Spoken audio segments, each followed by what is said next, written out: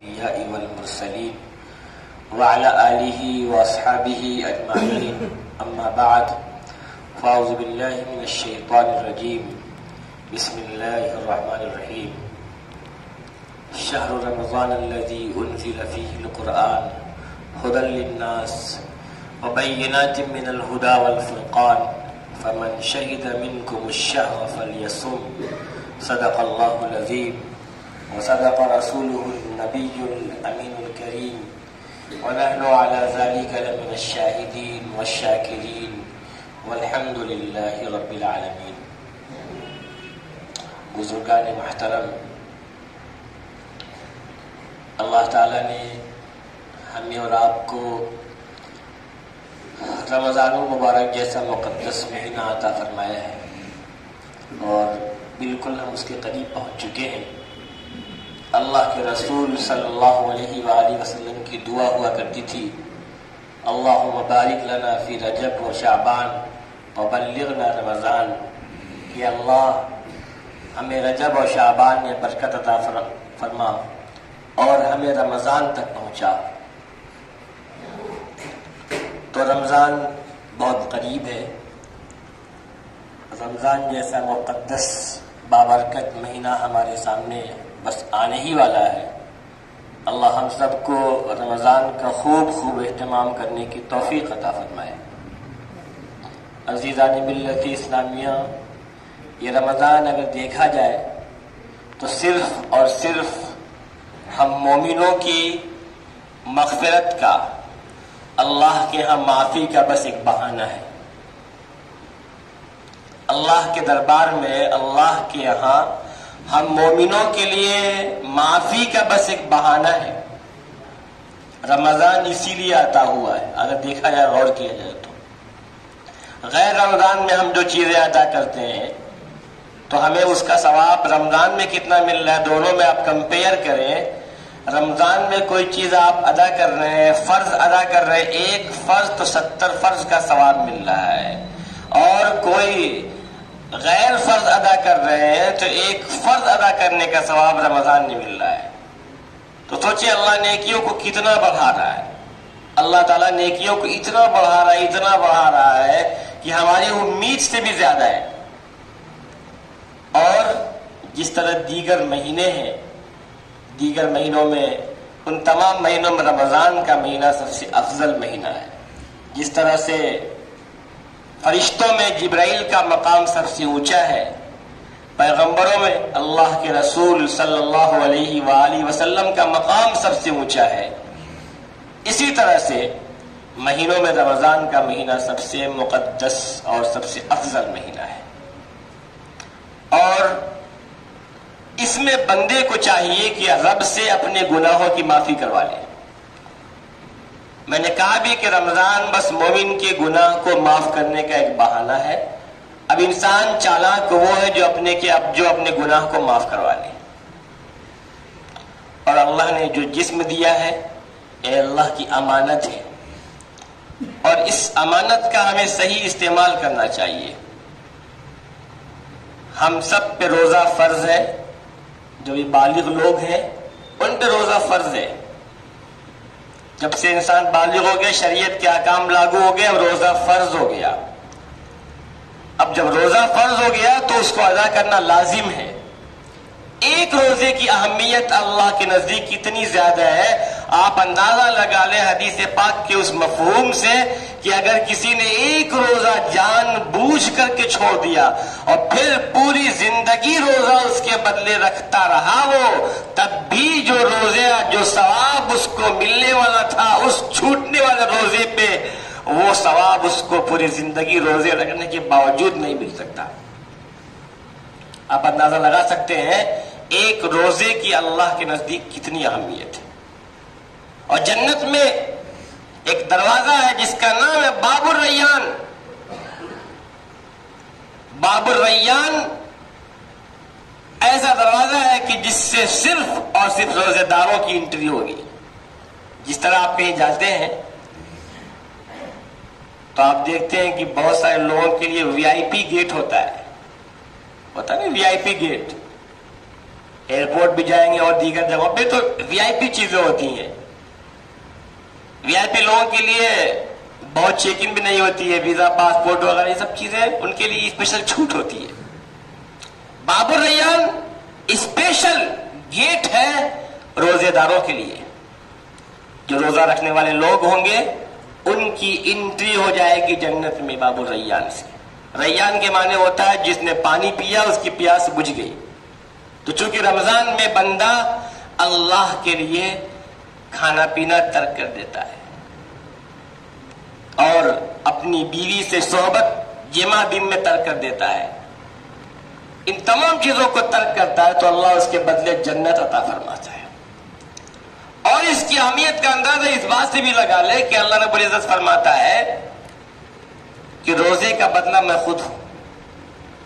یعنی ہم تلاوت کرتے ہیں، اس کا ثواب فرشتے لکھتے ہیں، جتنی نیکیاں فرشتے لکھتے ہیں.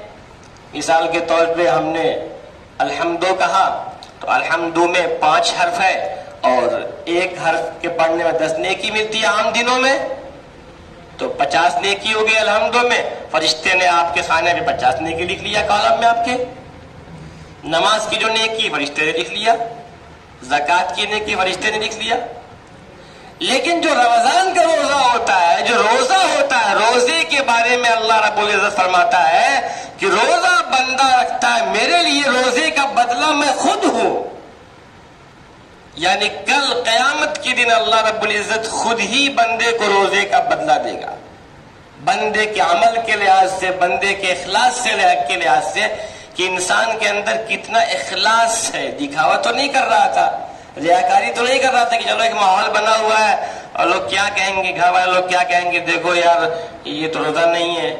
ایسا تو نہیں کہ کسی کے ڈر سے رکھ رہا ہے، کسی کے دکھاوے سے رکھ رہا ہے، اخلاص سے رکھ رہا روزہ. اور یوں بھی انسان اگر چاہے گا تو آدمی تو جا کے چپے سے پانی پی سکتا ہے، چپے سے کھا سکتا ہے، کون دیکھ رہا ہے. لیکن روزہ ایسی چیز ہے کہ اس میں یوں ہی اخلاص آ بھی جاتا ہے. تو اللہ فرماتا ہے کہ روزے کا بدلہ میں خود ہوں، میں خود قیامت کے دن بندوں کو اس کا بدلہ عطا فرماؤں گا. روزہ اتنی بڑی اہمیت کا حامل. اور میں نے یہ کہا کہ روزے کے بارے میں کہ یہ جسم ہمارا اللہ کی امانت ہے اور اللہ نے ہمیں کہا ہے کہ تم روزہ رکھو. تو جب اللہ کا جسم ہے تو ہمیں اللہ کی بات ماننی بھی ہے. جسم کا ایک ایک عضو اللہ نے ہمیں صحیح سلامت عطا فرمایا ہے، سب کا شکریہ ادا کرنا ہے. شکریہ ادا کریں گے تو اللہ اور عطا کرے گا اور بڑھا کے دے گا. اس لیے ہمیں چاہیے کہ جب رمضان کا مہینہ آ جائے تو روزے کی قدر کیا جائے اور رمضان المبارک میں یہ عہد مکمل انسان یہ عہد کرے کہ اب گناہ نہیں کرے گا. مکمل عہد ہو کہ اب گناہ بندہ نہیں کرے گا. یوں تو ہم کھانا پینا چھوڑ دیتے ہیں. کیا عام دنوں میں کھانا پینا ناجائز ہے؟ نہیں، بالکل جائز ہے. کھانا بھی حلال، پینا بھی حلال. رمضان آیا، اللہ کے ڈر سے، اللہ کے خوف سے بندے نے کھانا ترک کر دیا، پینا ترک کر دیا. لیکن اگر ہم نے کھانا پینا ترک کر دیا، چھوڑ دیا اور باقی کام کرتے رہے، کیا روزے میں جھوٹ بولتے رہے، روزے میں غیبت کرتے رہے، روزے میں گالیاں بکتے رہے، تو کیا یہ ٹھیک ہوگا؟ گالی دینا تو یوں بھی جائز نہیں ہے، غیبت کرنا تو یوں بھی جائز نہیں ہے، حرام ہے. تو جو کام پہلے حلال تھا ہم نے اس کو ترک کر دیا، روزہ رکھ کے جو کام پہلے سے حرام تھا ہم نے اس کو ہی نہ ترک کیا، تو کیا کیا پھر ہم نے؟ غیبت، چغلی، گالی گلوچ، کسی کو ستانا، کسی کو برا بھلا کہنا، کسی کو تکلیف دینا پہلے ہی سے حرام تھا، ہم نے اس کو نہیں ترک کیا. تو صرف کھانا ترک کر کے کیا کیا ہم نے؟ پینا ترک کر کے کیا کیا ہم نے؟ اس لیے روزہ صرف کھانا پینا چھوڑنے کا نام نہیں ہے.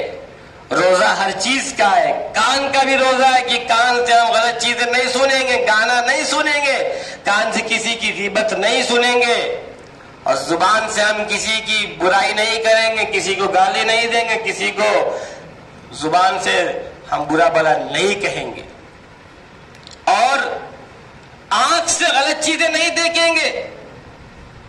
فلمیں دیکھتے ہیں, دوسری چیزیں دیکھتے ہیں. اب یہ عہد مسمم کہ اب آئندہ ہم یہ گناہ ہی نہیں کریں گے. تو روزہ آنکھ کا بھی, روزہ کان کا بھی, روزہ زبان کا بھی, روزہ دل کا بھی. دل میں غلط خیال نہ آئے, ذہن میں غلط چیز نہ پیدا ہو. پورے جسم کا روزہ ہے. ہم پیروں سے چل کر کے روزے کی حالت میں غلط چیز نہ کریں, غلط کام نہ کریں, ہاتھ سے غلط کام نہ کریں. پورے جسم کا روزہ ہے. اور میں نے یوں بھی کہا کہ جسم تو اللہ کی امانت ہے, اس امانت میں خیانت جائز نہیں ہے. مجھے ایک واقعہ یاد آتا ہے مسلم شریف کا.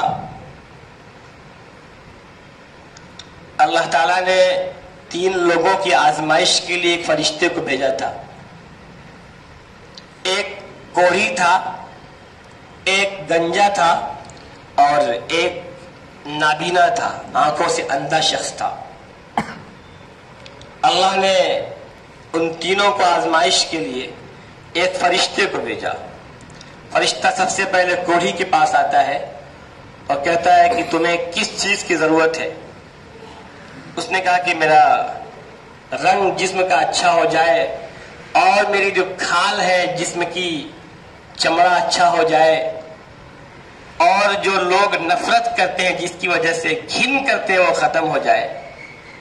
فرشتے نے اس کے جسم پہ ہاتھ پھیرا, اس کی جلد ٹھیک ہو گئی, اس کا چہرہ ٹھیک ہو گیا, اس کا پورا جسم ٹھیک ہو گیا. پھر پوچھا کہ تمہیں مال میں کیا چاہیے؟ تو اس انسان نے کہا کہ مجھے اونٹ چاہیے. حدیث کے راوی کہتے ہیں کہ مجھے شک ہوا کہ اس نے اونٹ کہا یا گائے کو ایک چیز کہا. بہرحال بعد والے نے جو گنجا تھا اس نے گائے مانگی یا اس نے گائے مانگی, کسی ایک نے گائے مانگا تھا. تو اس نے دعا کر دیا, اس کو ایک 10 ماہ کی گابھن اونٹنی مل گئی. پھر اس نے برکت کی دعا دے دیا کہ جا اللہ تم کو برکت دے. آگے گیا پھر گنجے کے پاس. گنجے شخص کا اس سے کہا تمہیں کیا چاہیے؟ تو اس نے کہا کہ میرے سر میں بال آ جائے تاکہ لوگ جس سے نفرت کرتے ہیں نفرت ختم ہو جائے. اور پھر فرشتے نے اس کے سر پہ ہاتھ پھیر دیا تو اس کا جو بال نہیں تھا وہ بال آ گیا. پھر کہا تمہیں مال میں کیا پسند ہے؟ تو کہا کہ مجھے گائے پسند ہے. تو اس نے فرشتے نے اس کے لیے دعا کر دیا, اس کو 10 ماہ کی گابن گائے مل گئی اس کو. پھر برکت کی دعا کیا کہ اللہ تمہارے مال میں خوب برکت دے. پھر فرشتہ آتا ہے اس اندھے کے پاس, نابینا کے پاس, اور کہتا ہے تجھے کیا پسند ہے, کیا چاہتا ہے؟ اس نے کہا میں یہ چاہتا ہوں کہ پروردگار عالم مجھے میری آنکھ دے دے, روشنی عطا فرما دے, تاکہ لوگ مجھ سے نفرت کرتے نفرت نہ کریں. تو اس نے پھر اس کے ہاتھ پھیرا, اس کی بینائی لوٹ آئی, اس کی روشنی لوٹ آئی. پھر پوچھا مال میں کیا پسند ہے؟ تو اس نے کہا کہ مال میں ہمیں بکری پسند ہے. فرشتے نے دعا کیا, اس کو ایک گابھن بکری مل گئی. پھر ایک عرصے کے بعد ان لوگوں کے پاس بہت سارا مال جمع ہو گیا. یعنی پہلے والے کے پاس ایک میدان بھر گیا اونٹوں سے, ان کے بچوں سے, اور دوسرے کا گائے سے میدان پورا بھر گیا, اور تیسرے والے اندھے کے پاس بکریوں کا بکروں کا پورا ایک میدان بھر گیا. کافی پیسے والے مالدار ہو گئے. اب بڑے لوگوں میں شمار ان کا ہونے لگا. پھر اللہ نے ان کی آزمائش کے لیے اسی فرشتے کو بھیجا جو آتا ہے پہلے وہ آتا ہے فرشتہ اسی کوڑھی کے پاس، ایک مسکین کی، اس میں کہا کہ میں مسکین ہوں، مسافر ہوں، زاد راہ ختم ہو گیا ہے، راستے کا سامان کا خرچ ختم ہو گیا ہے، میں آپ سے اس اللہ کے واسطے سے سوال کر رہا ہوں جس اللہ نے آپ کو آپ کے جسم میں جو کمی تھی، یعنی جو آپ کوڑی تھے وہ ختم ہو گیا، اللہ نے اس جلد کو اچھا بنایا، اس اللہ کے واسطے سے سوال کرتا ہوں مجھے ایک اونٹ دے دیں۔ اس نے کہا یہ کیسی بات کرتے ہو، میں تو ہمیشہ سے مالدار تھا، میں تو ہمیشہ سے صحیح تھا، یہ سب کہاں سے آ گیا، میں تو اچھا تھا، میں کب خراب تھا؟ اس نے کہا کہ بہت سارے خرچے حقوق زیادہ ہیں، اس لیے میرے پاس گنجائش نہیں کہ میں کچھ آپ کو دوں۔ فرشتے نے کہا کہ جاؤ، اگر تم جھوٹ بولتے ہو تو تم جیسے پہلے تھے ویسے ہی ہو جاؤ۔ پھر فرشتہ آتا ہے دوسرے کے پاس، گنجے کے پاس آتا ہے، اس سے بھی وہی سوال کرتا ہے، تو گنجے نے بھی وہی جواب دیا جو جواب دیا تھا کوڑی نے۔ پھر فرشتے نے اس کو ہی بد دعا دی، ان دونوں کا مال ختم ہو گیا، سب کچھ ختم ہو گیا۔ پھر تیسرے کے پاس آتا ہے، نابینا شخص کے پاس، اور کہتا ہے کہ میں اللہ سے، اللہ کے واسطے سے تم سے سوال کرتا ہوں جس اللہ نے تجھے روشنی عطا فرمائی ہے، تجھے اتنا مال عطا فرمایا ہے کہ تو مجھے ایک بکری دے دے۔ اس نے کہا کہ یہ سب کچھ جو تم دیکھ رہے ہو، یہ میدان بھرا ہوا ہے، سب کچھ اللہ کا ہی ہے، پہلے میں نابینا تھا، میرے پاس مال نہیں تھا، میں غریب آدمی تھا، مجھے اللہ رب العزت نے عطا فرمایا تھا تجھے جتنا چاہیے تو سب کچھ لے جا، جتنا ایک نہیں، تجھے جتنا چاہیے، جتنی بکری بکرا جتنا چاہیے تو سب کچھ لے جا، میں تجھے نہیں روکوں گا، جتنا چاہے تو لے لے، سب کچھ میرے اللہ کا دیا، میرا اپنا کچھ نہیں، سب کچھ تو لے لے۔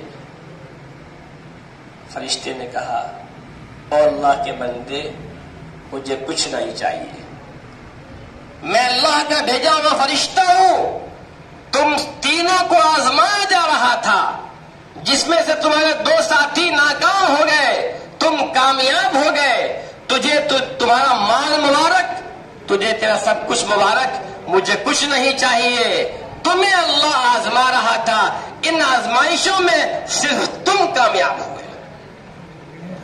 تو میرا جسم بھی اللہ کی امانت ہے، اللہ نے جسم میں جان عطا فرمایا ہے، روزہ رکھ لے، نہ جانے اگلے سال پتہ نہیں کون سا حادثہ پیش آئے، پھر یہ جسم روزے کے قابل رہے بھی کہ نہ رہے، کون جانتا ہے؟ انسان کہتا ہے اگلے سال رکھ لوں گا، نہ جانے کون سا جسم میں کیا ہو جائے، فالش کا اٹیک ہو جائے، ایکسیڈنٹ ہو جائے، نہ جانے کون سا حادثہ آ جائے، پھر یہ جسم روزے کے قابل رہے بھی کہ نہ رہے۔ تو جسم اللہ کی امانت ہے، اس کا شکریہ ادا کیا جائے اور اللہ سے خوب توبہ کیا جائے، گریہ زاری کی جائے، رو رو کے اللہ سے گناہوں کی معافی کی جائے، مانگی جائے۔ اللہ تعالی ہم سب کو رمضان المبارک کی قدر کرنے کی توفیق عطا فرمائے۔ وآخر دعوانا ان الحمدللہ رب العالمین۔